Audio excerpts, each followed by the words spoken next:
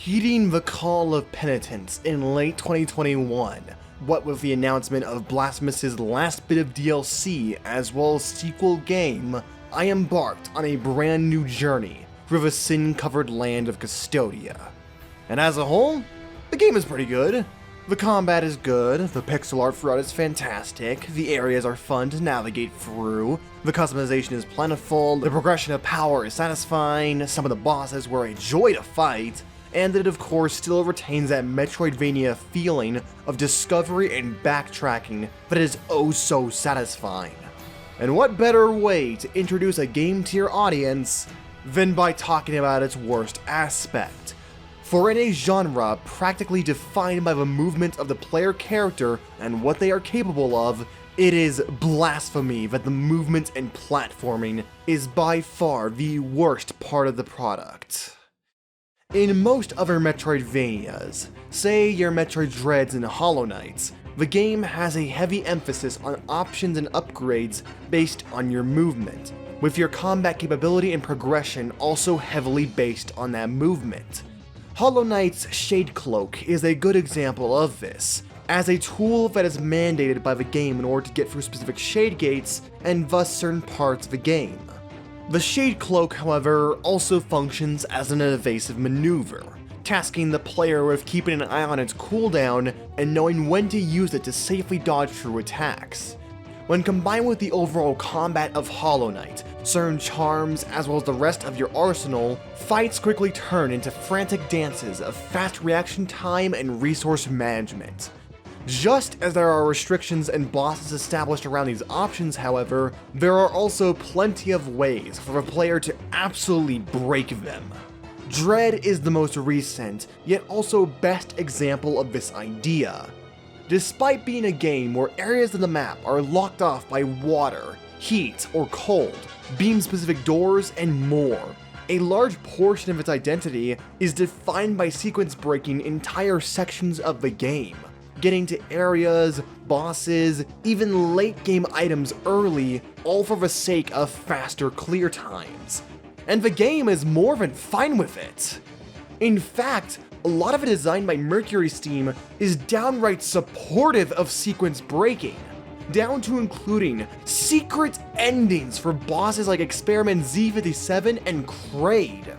Movement and the various power-ups involved define these games, establishing a line that sets up boundaries, yet simultaneously leaves holes for a player to bypass and experiment with. Which made it all the more jarring going from Hollow Knight the previous year to Blasphemous. To steal an oh-so-quotable meme line, Blasphemous is the Dark Souls of Metroidvania. It is weighty, slow, and deliberate, with extremely few movement upgrades throughout.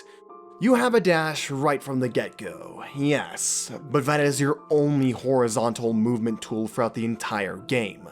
The best you are getting later down the line are upgrades relating to the dash strike, which, as a side note, should be the first upgrade you get in the game, and one other mea culpa hearts that you can only get in New Game Plus.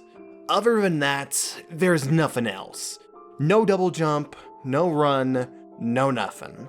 Unless if, I don't know, this wall climbing on specific portions of the world counts. The game design of Blasphemous instead encourages you to take it slow, bask in the scenery, and observe your surroundings.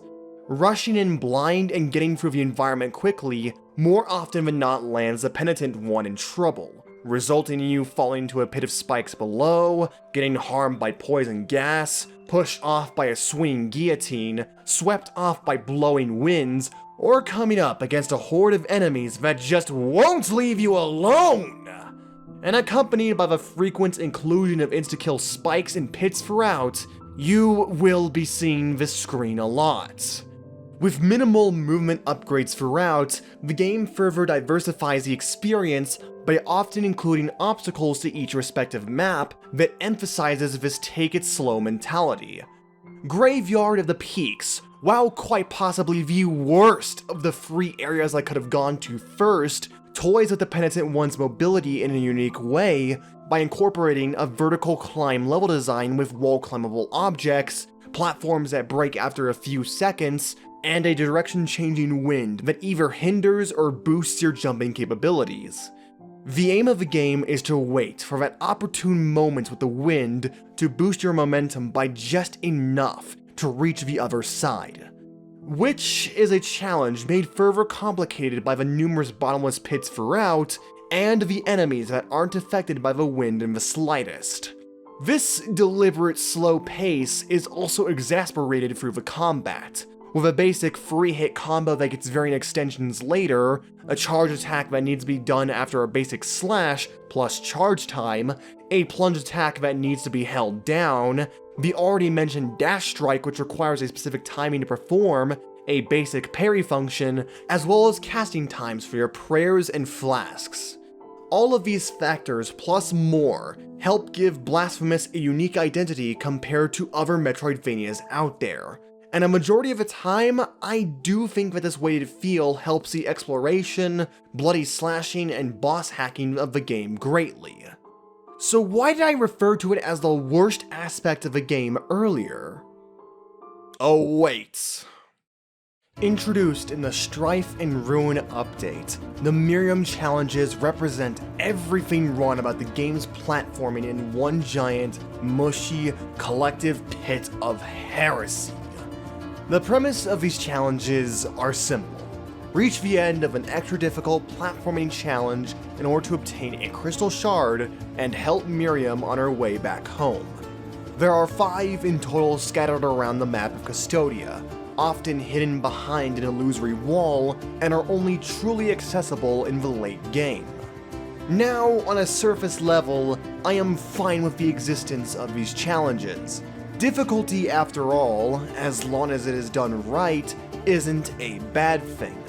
Hell, I've gone on record before saying that Hollow Knight's Path of Pain is a personal favorite of mine, despite the utter misery that Obstacle Course gives you. What does irk me, however, about these challenges is the implementation of them. Please imagine, if you will, if the platforming sections of the White Palace, and by extension, Path of Pain, were timed. The idea that you have a timer above your head for each respective challenge, in a game that, as pointed out earlier, has an emphasis on slow, careful, and deliberate movement. Timed challenges that also love to place timing-sensitive sections throughout. Timed challenges with frequent elevator rides that waste time. Timed challenges that have some ball-busting platforming. Timed challenges that prominently feature this motherfucking pogo jump. Question to the audience watching. What is the difference between these two attacks?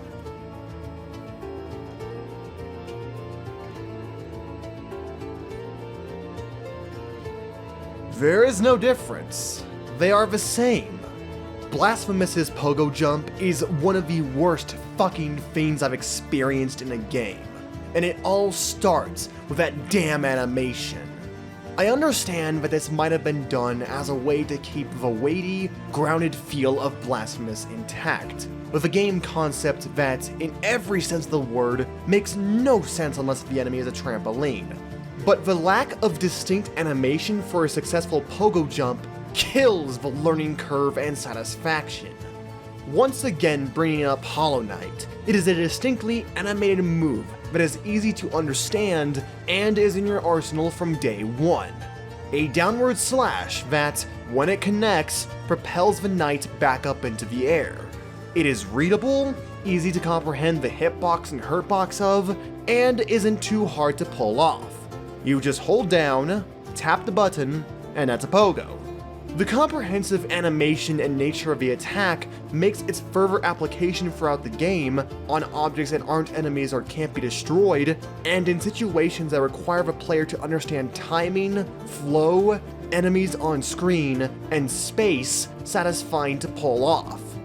By the time you get to Path of Pain, the act of platforming with the pogo jump, in tandem with all of your other tools, is instinctual. You don't have to consciously think about the pogo itself too hard, and can instead focus on other things. Without a distinct animation for Blasphemous' pogo, the execution and satisfaction earned from it is practically neutered.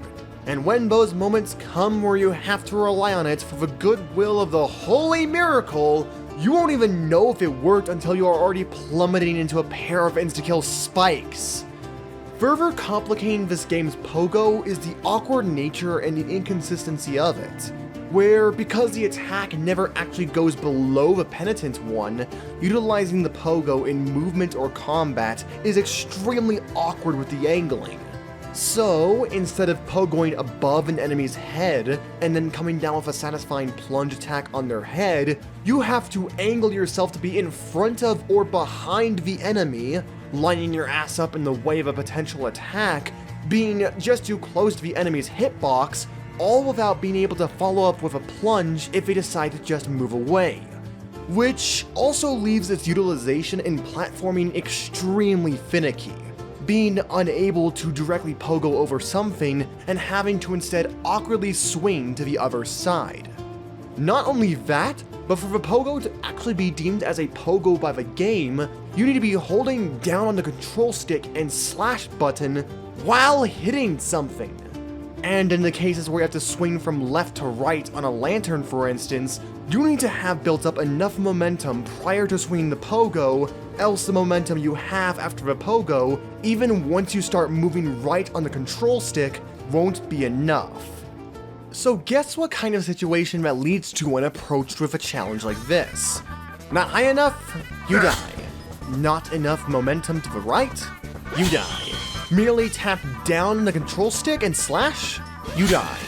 Held down on the control stick too much? You die. Jump too far ahead to the other end? You die. Jump too close to the first lantern? You die. Jump in between the two lanterns, somehow fucking up the right one and being unable to get that second pogo need to live?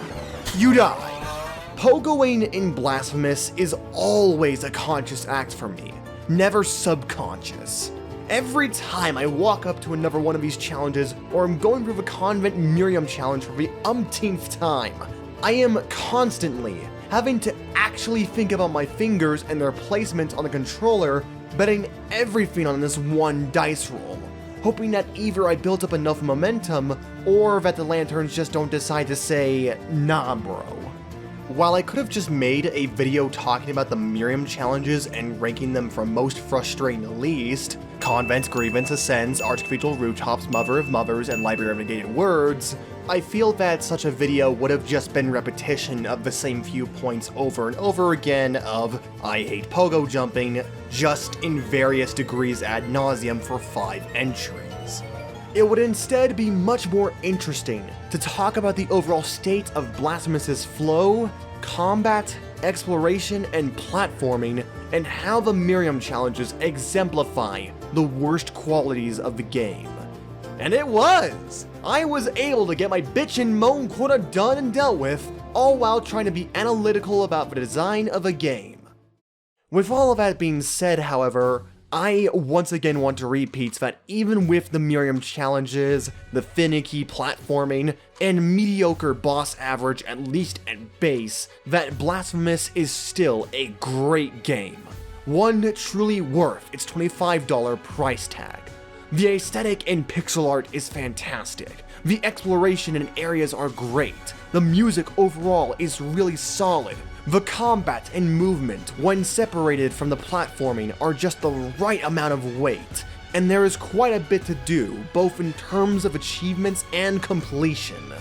New Game Plus especially, being potentially one of the best I've ever seen in a game, fundamentally changing how the Penitent One plays, and requiring different strategies and builds for each respective penance you decide on. There is a lot of good to Blasphemous, and with the resurgence of Metroidvania into the mainstream light, thanks to games like Hollow Knight, Ori, Crow Sworn, and Dread especially, as the biggest Metroid launch to date, now is as good a time as any to hop onto this train. And so, next time we talk about this game, I'm going to show you all the good and bad of this game's sinful bestiary. it's gonna be a long one.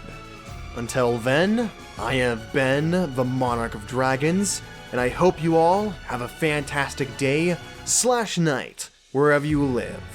Peace and coolest vaults.